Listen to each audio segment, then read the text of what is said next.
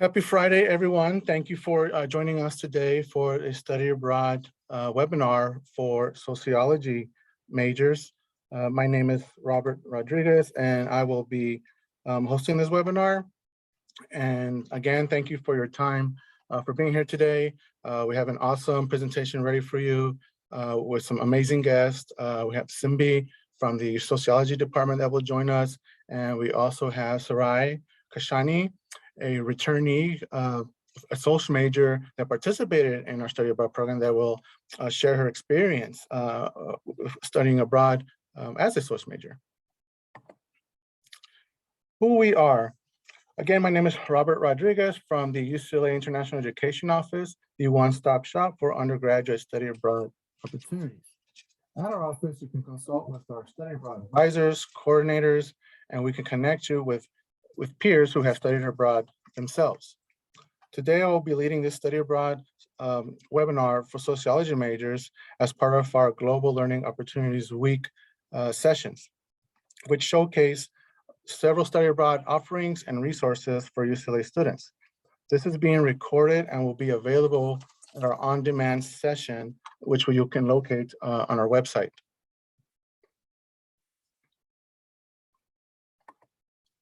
Just a quick overview of what we will cover. We will start off with a few refreshers from the 101.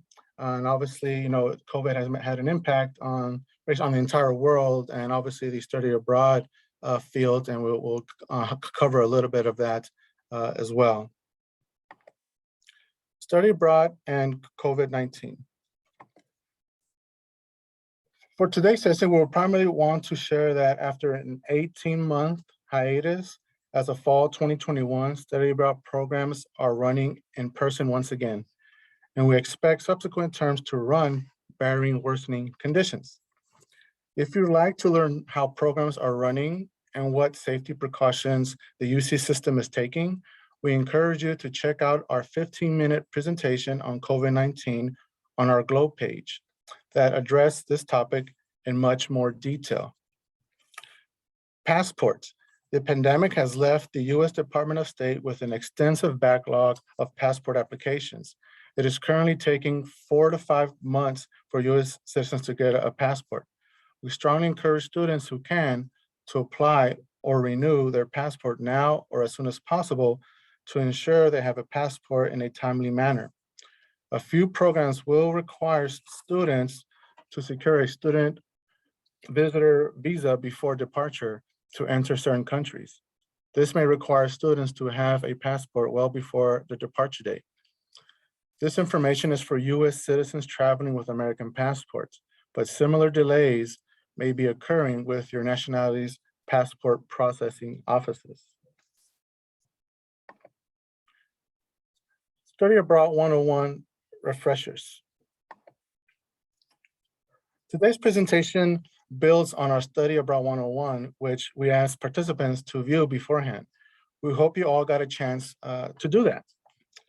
In the 101, we covered in detail topics like the different programs that are available to UCLA students, how credits transfer, cost, and other general topics. Complementing the 101, this session will focus on the sociology major here at UCLA. We will highlight specific programs that meet the theme of our session, share some returnee advice, and conclude with a Q&A. If you missed the 101, visit the Glow session to view later on today or sometime next week as well. Program types. UCLA students can experience a spectrum of study abroad opportunities. There is no one type of study abroad any longer and no one set time to study abroad for everyone. These are our top 3 types of opportunities: university immersion, UCLA faculty-led, intern, and research opportunities abroad, and among dozens of other types. Other types, for example, include language-focused programs. Narrowing down programs. We recommend you visit and view our new resources international education page that presents a summary of your options and a series of questions you can use to assess what is the best program for you. For example, you can narrow down programs based on location, based on housing accommodations, and so on. So this is a great tool to use if you're not sure of how to start researching study abroad programs. So this is a tool that can help you narrow down your search. Financial aid, as long as you continue to be eligible, yes, you can receive financial aid to cover the cost of a study abroad program. In addition to financial aid, there are dozens of scholarships available. We have GLOW sessions specifically on financial aid and scholarships, and we encourage you to visit the GLOW page to watch these sessions and learn more about them in detail. When to apply? As early as 9 months before the start of a program. Again, the deadlines vary by program, and you may confirm our deadlines by visiting our website, and you will also be able to confirm which programs have a limited number of spots. Is it competitive? Generally, no. Most are first come, first served. Can I apply and register now? Most summer fall programs are now open. So you may begin to apply for summer fall UCEAP programs, and I will get into other types of programs as we move along this presentation. Studying abroad as a UCLA sociology major. Now I would like to introduce Simbi from the sociology department that will talk about tips for sociology majors and how the process works when completing major requirements.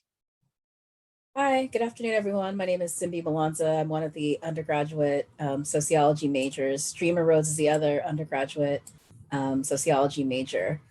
Okay, so in terms of studying abroad for Soc major, we require that students for the classes that transfer in from study abroad, they should transfer in as at least 4 units of upper division and be listed under sociology.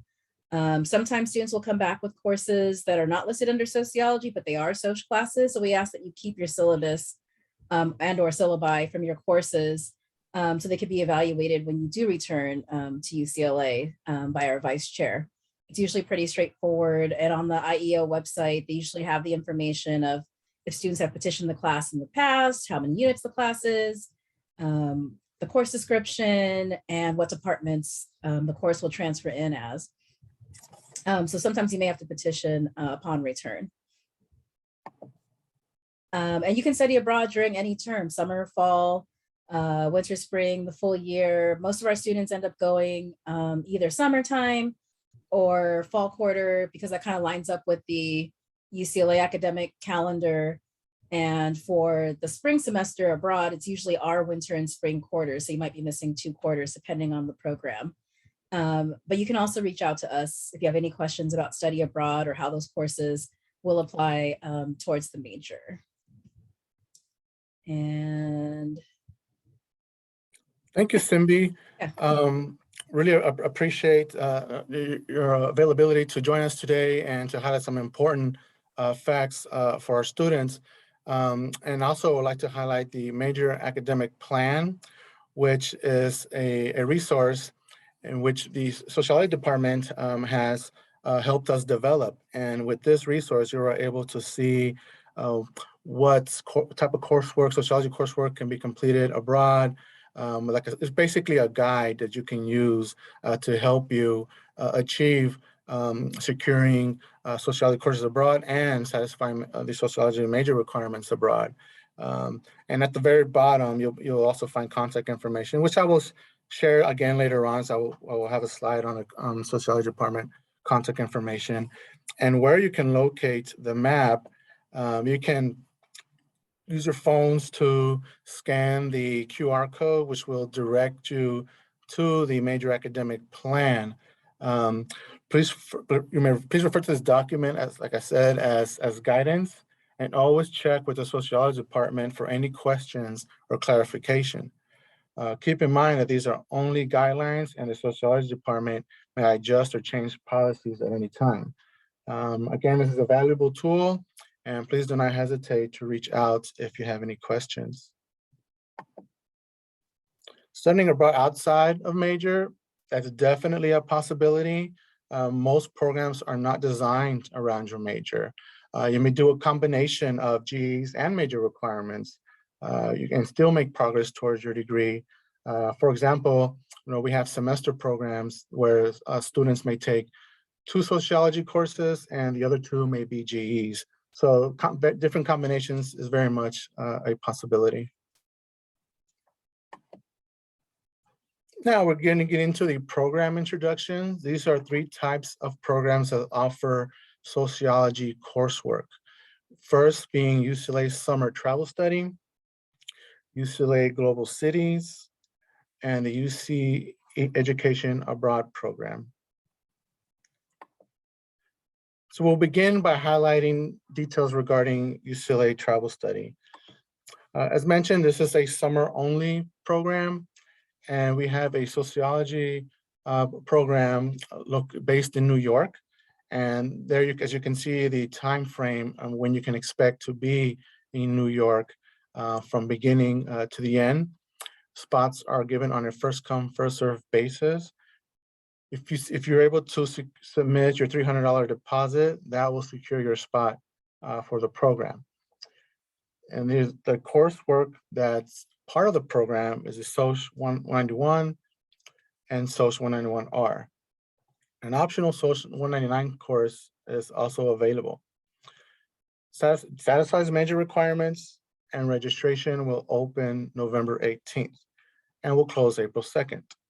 Another fact about travel study, this is a UCLA faculty-led program, which means a sociology professor from UCLA will be basically leading the trip, and will be teaching the course in New York, and we'll also have some excursions planned for you. Next up, we have UCLA Global Cities. UCLA Global Cities is also a summer program. This is a very unique program where you get to select one from out of 3 different destinations: Amsterdam, Barcelona, or Milan. The Bruin cohort will go abroad and to start the program.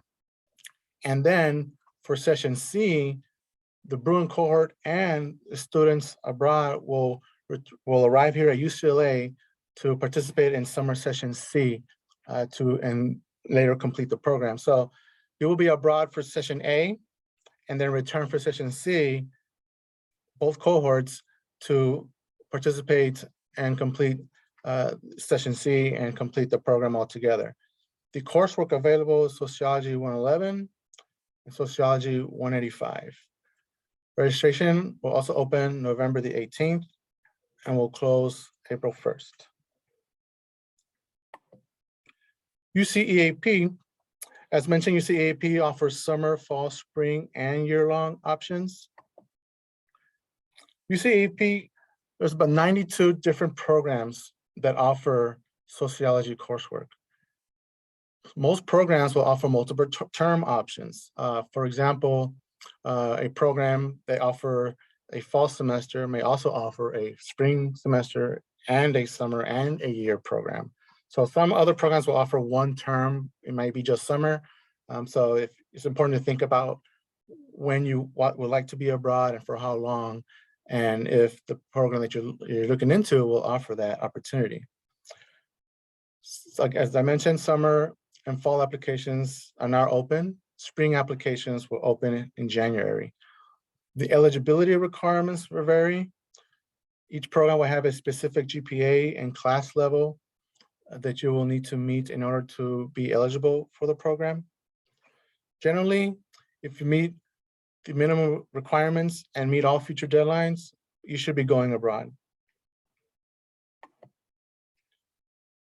Here's a quick example of a UCEAP semester program that offers credit and sociology coursework. Yonsei University in South Korea offers the fall, spring, and year terms.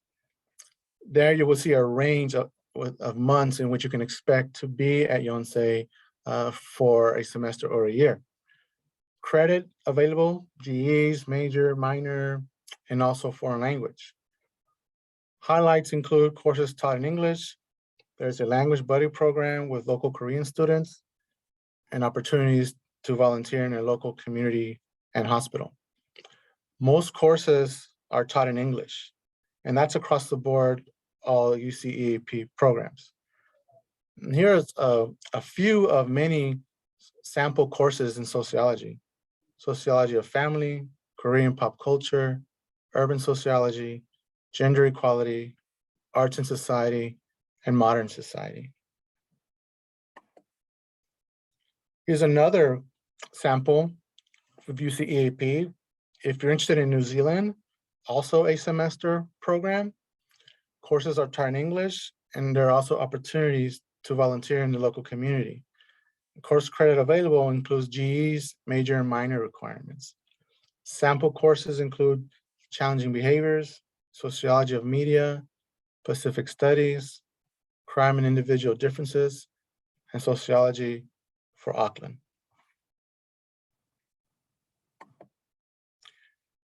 The UCEAP course catalog will allow you to take a look at sociology coursework completed by previous UC students abroad.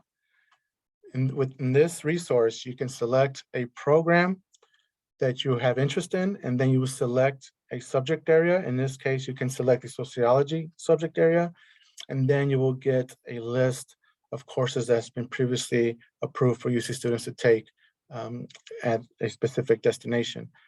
When you click on a transcript and title, which is the column in the middle, you will be able to read the course description, confirm how many units each course will offer, and if the course is upper or lower div. Basically, lots of information regarding each course. And this is an example of what you will share with the sociology department when you're looking to take a specific sociology course abroad, and sociology can help by reviewing the courses that you are considering. Now, Q&A with Returnee. I'm very honored to introduce Sarai Kashani. Sarai was actually a study abroad participant with us in the past as a SOS major. Without further ado, please welcome Sarai. Hi, everybody. My name is Sarai. I'm so happy to be here and so honored to have been invited. Really happy to share my narrative with the rest of y'all. So I'm actually class of 2020. Just had my in-person ceremony. It was so nice. As a first-gen student, it was so nice to like walk that stage. But in reflecting, I think in hindsight, just reflecting back on like my experience in 2019 is when I participated, summer of 2019. It really was a life-changing moment or moments for me.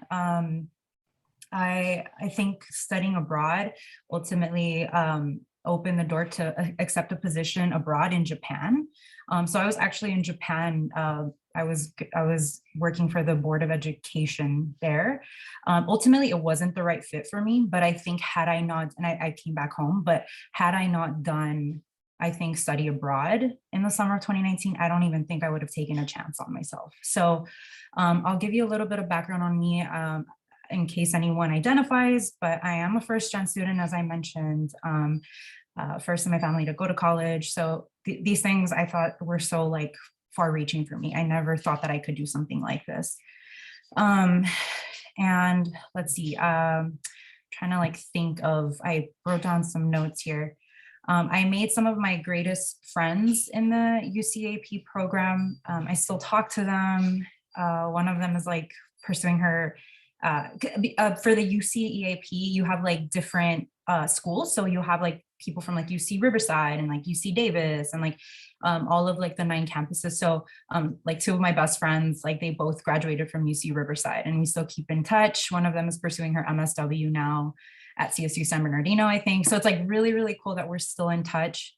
And then I also got the opportunity to like travel to other countries. I'm actually like, in the spirit of things, I'm like wearing my Picasso shirt that I got in like Barcelona, you know, humble flex here. But I think it's really cool. Like Paris is such a great place because you can just jump on a train and then you're like in a different country in less than an hour, you know? So that's really, really nice. Two of the classes that I took, I'll kind of just break it down so I'm not jumbled and like everywhere. I'll talk about like my classes and then I'll talk about the housing situation. And then I'll kind of just like leave it open, I guess, to questions if anybody has them. But I took two classes. I wanted to be gentle on myself. Again, this was something that I couldn't ask a family member if they had, you know, like, hey, what did you do when you studied abroad? I was like the first one kind of trailblazing and opening this path. So I was like, I'm going to be extra kind to myself. I don't know what to expect, so I'm going to go easy. So I did take the semi-intensive language and culture track, which I'm so happy I did. It was composed of two classes. So I took an intro to French class, which I'm shamelessly going to admit that I ended up switching to a pass no pass because I found that I was really stressed. And then I also took this class, I still remember, it was called Paris as Palimpsest. And that one actually, I think I petitioned that one to satisfy one of my sociology like requirements. So that one I really, really enjoyed. I think French is just was such a hard language for me. So I was like, let me just do pass, no pass, no stress. So that's what I ended up doing. And then for housing, you could, I think, choose to live with a family, or you could choose to live in like an apartment with like roommates. And so I opted for the latter. That was ultimately the best. I think I had like a 2-bedroom apartment and like a very like archetype like apartment, Parisian apartment. So it was really nice with like wooden floors and those really nice windows in the morning. You know, we would open them in the morning. It was so nice. It was such a, like, I don't know, I still like reflect and I'm like, oh my gosh, I was living in a movie. I wish, you know, that was still my life, but it's definitely not. But anyway, so that's what we did. And I had like it was like 4 girls that, you know, we lived together. So I had like 3 other roommates. But yeah, that was pretty much my advice to you. Would just be, if you're kind of teetering, should I do it? Should I not? My advice to you is just go for it, do it. Find your community, reach out to people, and I promise you're going to be supported. So yeah, just take a chance on yourself and do it. I recommend it. I 100% recommend it. I would never change a thing. So yeah, I don't know, Robert, is that is that good, or is there anything else that you want me to elaborate on? Well, that was perfect. I think you definitely highlighted some very important points. And I think I'm curious of what questions our listeners may have for you. So Anna, if you have any questions from our students for Sarai, that would be great. I can read them off.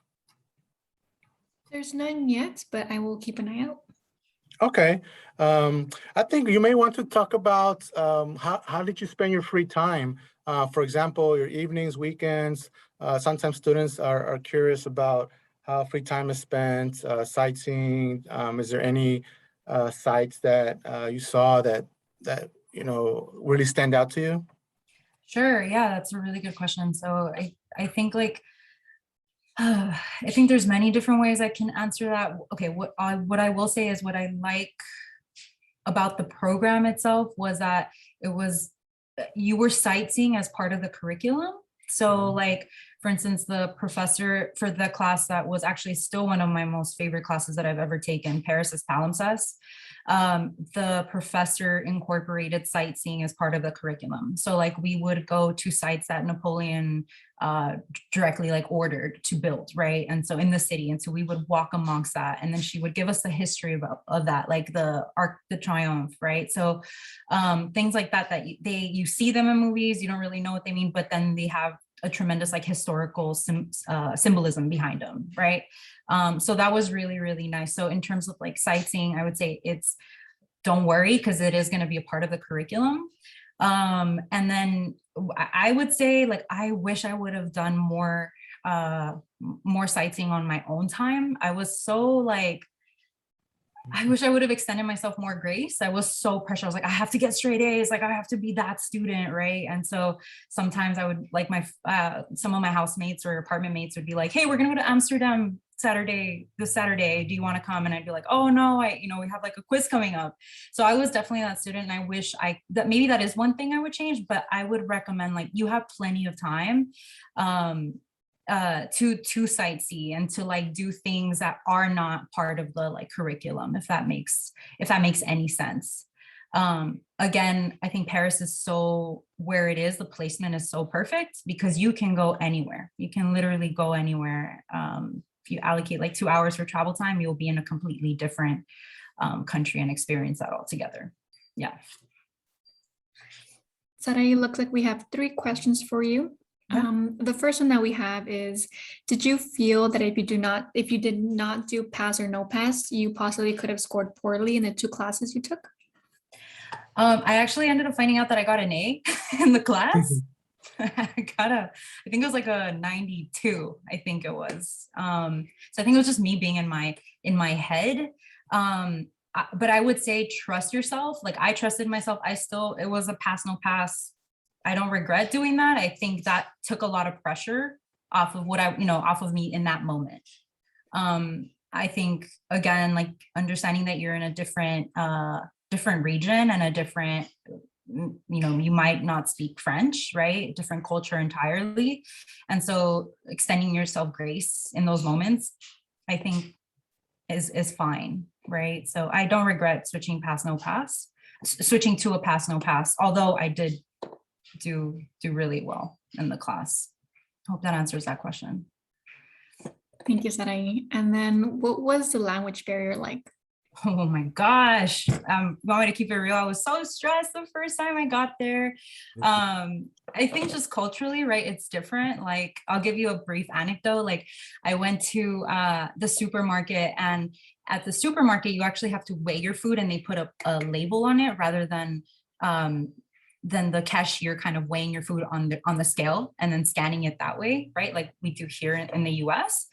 And so I didn't know you had to do that. So I kind of just took my bananas to the cashier, and the cashier was like, she was like talking to me in French, and I was like, oh my gosh, I don't know what it sounded really, really fast. And so I walked out. Like, I got so stressed out that I just like left the bananas. I'm like, oh my God, je suis désolée, pardon. Like, I just left, right? I didn't even know if I was saying that right. But yeah, I would say those are some of the culture. I remember calling my mom, and I was like, oh my gosh, I'm so stressed. I can't believe this happened. But I think now I look back and I laugh at that, and I'm like, whoa, I like really did that, right? Like, I immersed myself in this experience that I had no expectation, right? No blueprint as to how it would go. But I would say that was definitely a cultural barrier, was just understanding these like nuances, right? Like a simple thing, like a trivial thing, like going to the supermarket. And understanding that there's a set of protocol that they follow. So yeah, I would just say keep an open mind. Otherwise, you're going to find yourself like Sarai and very like getting hyper stressed for no really like no real reason, right? Like it's okay. I could have pulled aside and figured out how the situation was, right? So keep an open mind and be open to learning and just being adaptable, I think, in these situations. Sarai, what made you choose Paris over any other place? For me, primarily, like there is so much like history, and it's also like another like metropolitan region. So there's a lot of like cultural influences, right? There's a large African diaspora in Paris. There's a large like Middle Eastern, like different countries, Pakistan, I believe, Indian. And so there's a lot of like different cultural influences that I think really drew me to the region, that I thought, oh my gosh, this is, it's like, I don't know, I feel like I could learn from a different like lens, right? Or I could learn about these populations through a different lens than the one that we're accustomed to here in LA. And also partly because my dad is Muslim, and I was just really curious to see how the religion is exercised in a different region. So it was mostly personal, but also I think really tied to my major, sociology, and just being really fascinated with understanding different cultures and understanding how we work amongst each other in different regions of the world. So yeah. Thank you, Sarai. We have one last question, and touching upon academics, was it stressful taking exams abroad? I don't know that I can speak too much. I would say yes, as any, as it would be just at UCLA in a traditional like school setting. For the Paris Palimpsest class, it was more like papers. So I would say some classes will be structured, examinations will be structured differently. For my like French course class, like it was like actual exam time. So you had to come in and be ready to take an exam, right? So I would just say it's no more stressful than what we already, or what you experienced probably as an undergrad student at UCLA. Yeah. Thank you, Sarai.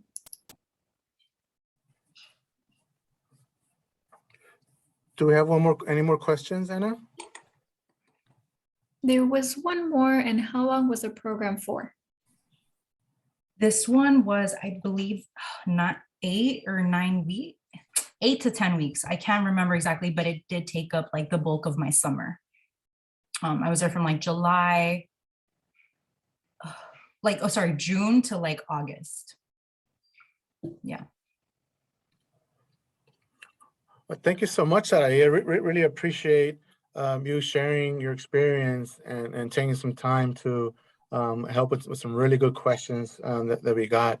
And I believe we have one more question, and due to time, this will be the last question. And unfortunately, if we're not able to get to any other questions, then we will have a slide with our contact information, and you can follow up with us. So Anna, if you can have one more question, please, and then we can move on. Yeah. So were you enrolled full-time in your study abroad program? It was not full-time. I think it was like 11 units.